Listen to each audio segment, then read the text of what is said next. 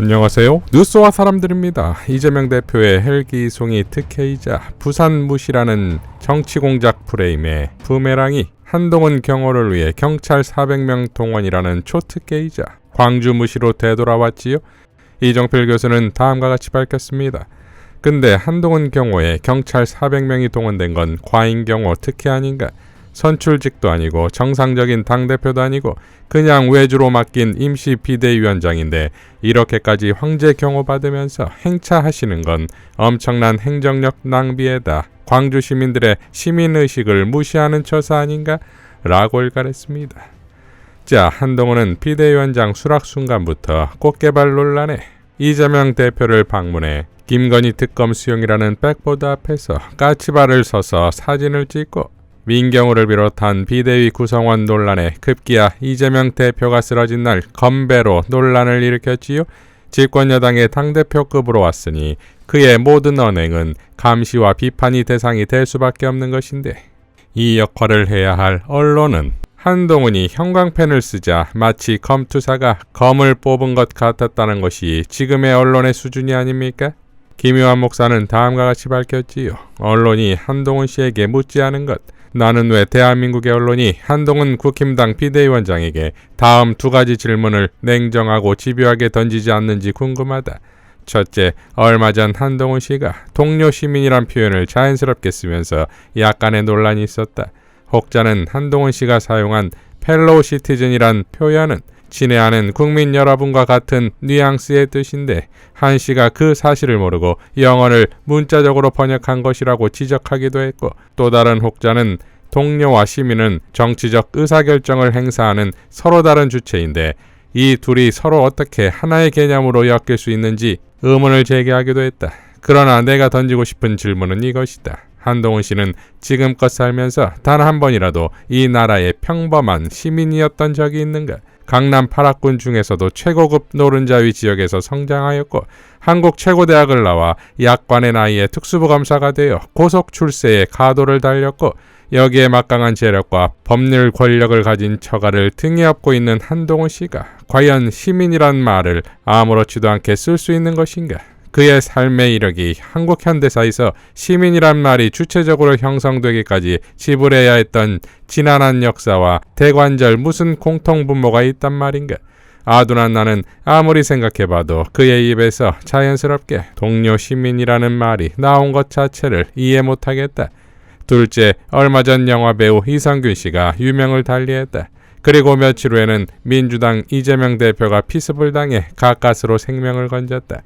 그런데 내가 보기에는 이성균 씨나 이재명 씨가 겪은 끔찍한 사건의 입구에는 법무장관 한동훈 씨가 주도한 마약과의 전쟁, 그리고 대장동 수사를 통한 이재명 제거라는 공통점이 뚜렷이 존재한다.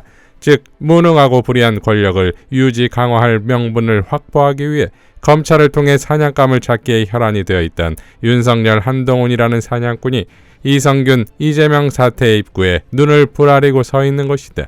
그렇다면 정상적인 언론이라면 최소한 이성균, 이재명 사태에 대한 전직 법무장관의 책임에 관해서 어떻게 생각하는지를 한 번쯤은 따끔하게 질문해야 하는 것 아닌가?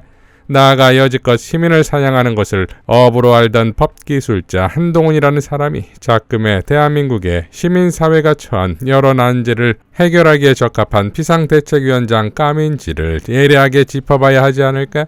그러나 그런 언론의 역할을 전혀 찾아볼 수가 없다 해서 참으로 아둔한 나로서는 언론이 마땅히 던져야 할 질문에는 침묵한 채 이구동성 한동훈 용비어 청가를 부르는 것도 이해가 안 되지만 시민을 향해 동료라고 부르는 사람이 백주대낮에 400명의 경호원에 둘러싸여 거리를 활보하는 것도 당최 이해가 안 된다. 과연 이 나라에 저런 시민이 어디에 있단 말인가? 라고 일갈했습니다. 자, 한동훈의 입만큼이나 유명한 것도 없지요. 정철승 변호사는 다음과 같이 밝혔습니다. 바흐친 미학과 한동훈의 말. 미하일 바흐친은 러시아의 미학, 언어학자다. 그는 축제와 같은 민속문화를 연구해서 민족의식의 원형을 밝힌 민속학자이면서 민속학을 통해 민중들의 자연스러운 대화를 분석해 기호학이나 언어이론으로 체계화한 언어학자이며 동시에 심리학자다. 대화주의 또는 대화론은 미하일 바흐친의 이론을 총괄해 부르는 명칭이다. 바흐친 이론에 따르면 한동훈의 대담은 대화가 아니라 미사오고들을 나열한 헛것들을 짜맞추어 놓은 의미 없는 구조물에 불과하다. 한동훈은 상대를 의식의 대상으로 삼지 않고 자기 자신의 내면과 대화를 하지 않은 채 오로지 자기가 가지고 있는 지식을 자랑하고 싶어한다. 한동훈의 말은 기사 아래 달린 댓글과 비슷한 서푼짜리 싸구려 글이다. 글을 잘 쓰고 못 쓰고는 표현이 얼마나 아름답고 묘사가 유려하냐가 아니라는 것이다. 문장이 아름답지 않더라도 저자의 내면에서 나온 영혼의 소리를 들을 수 있어야 한다고 본다. 이것을 폴리포닉 이론이라고 하는데 다중 소리 이론이라고 번역해 볼 수 있다. 언어와 글은 자신의 몸과 자신의 역사의 일부가 되어야 한다. 영혼 없는 한동훈의 대담을 듣고 멋있다고 한화하는 조선중앙통일보는 가장 기초적인 미학적 판단 기준을 버리고 정치 기획사로 전락한 것이다. 바흐친의 폴리포닉 이론에 따르면 한국 문학사에서 가장 영혼의 소리가 잘 들리는 글을 쓴 사람은 이순신이다. 그의 글은 짧고 간결하지만 난중일기를 읽는 우리는 난중일기 속에서 이순신 장군의 영혼의 소리를 들을 수 있다. 아들 면을 잃고 잔혹한 전쟁에서 적과 마주쳐야 하는 자신을 바라보며 슬퍼하고 악몽을 꾸면서 식은땀을 흘리기도 하는 이순신은 자신의 적인 왜군에 대해 연민을 느끼기도 하지만 그런데도 자신의 몸을 던지고 적과 싸우기 위해서 거친 파도가 몰아치는 전쟁의 바다로 나아간다. 난중일기는 그런 점에서 폴리포닉 이론에 맞는다. 그가 글로써 내려간 대화는 자신의 내면과의 대화이면서 동시에 역사와의 대화다. 요즘 관심 많은 한동훈의 대담은 어떠한 내면의 의식이나 역사성이 없는 말장난이다 라고 일갈했습니다. 자, 한동훈이 선물했다는 책도 빵 터지지요? 본인이 감명 깊게 읽은 책으로 소설 모비딕을 뽑았었고 초등학생과 고등학생에게 선물했다는 보도가 나왔었지요. 이에 대해 조국 장관은 다음과 같이 밝혔습니다. 한동훈 국힘 비대위원장이 장관 시절 소설 모비딕을 예비 고1 학생에게 선물했다. 그는 장관 시절 신임 검사 앞에서 모비딕의 한 구절 고래를 두려워하지 않는 자 내 배에 태우지 않겠다. 1등 항해사 스타벅을 가장 좋아하는 구절이라고 밝혔다고 한다. 그러자 여러 언론이 모비딕 리더십이라며 찬양 칼럼을 썼다. 윤비어 청가를 불렀던 언론이 이제 한비어 청가를 부르는 것이다. 한동훈 비대위원장은 자신을 A허브 선장 또는 스타벅 항해사로 상정하는 모양이다. 그리고 민주당 또는 운동권을 괴물고래 모비딕으로 생각하는 모양이다. 그러나 어제 박시영TV 출연하여 간략히 밝혔지만 실소를 금할 수 없다. 먼저 원작을 읽지 않은 사람들은 이 명작 소설에서 주인공 A허브 선장이 모비딕을 잡아 죽였을 것이라고 오인한다. 그러나 모비딕에게 한쪽 다리를 잃고 반쯤 미쳐 모비딕을 뒤쫓은 A허브는 모비딕에게 던진 작살의 밧줄에 목이 감겨 목숨을 잃는다.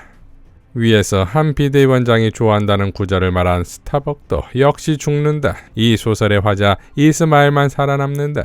요컨대 모비딕 리더십은 선장의 광기 어린 사명의식으로 선원을 모두 죽이는 리더십이다. 마지막으로 모비딕을 사람이 아니라 고래의 관점에서 생각해 볼 필요도 있다. 자신과 자신의 종족을 사륙하는 인간들에게 저항하는 모비딕이 악일까? 모비딕은 죄가 없다 라고 일갈했습니다. 한동훈이 미국으로 출국하는 날 팔에 꽂았던 펠로폰네소스 전쟁사도 빵 터지지요? 지난 유시민 작가는 다음과 같이 밝혔었습니다. 어떤 법무부 장관이 이렇게 출국하면서 빨간 책 끼고 간 거 있잖아요. 그게 펠로폰네소스 전쟁사라는 책인데 투키디데스가 거기에 엄청나게 많은 사실들을 기록해 놨거든요. 그러한 인간들의 행위요. 야비한 음모를 꾸미고 그 음모를 성공시키면 유능한 사람으로 대접받고 뒤통수를 치면 유능한 사람이고 신중하게 하자고 그러면 남자답지 못하다고 그러고 이런 정치적 내전이 벌어진 도시국가에서 흔히 보였던 인간형에 대해서 엄청나게 묘사를 해놨습니다. 그 빨간 책을 들었던 어느 장관과 똑같은 유형을 그 책에서 엄청 많이 발견할 수 있어요. 저는 이 생물학적인 사회생물학의 명제에 비춰보면 윤석열 정권의 말로는 진짜 비참하리라고 봐요. 모든 명예와 권력을 다 잃고요. 만인의 손가락질을 받으면서 비참한 노후를 살게 될 거예요. 저주하는 게 아니에요. 학술적으로 볼 때 그렇다는 거예요. 자, 이처럼 조선 jer검이 아니라 나르시시즘으로 가득 찬 무지와 허세였다는 비판을 한동훈은 개선할 수 있을까요? 이상 뉴스와 사람들이었습니다. 시청해 주셔서 감사드립니다.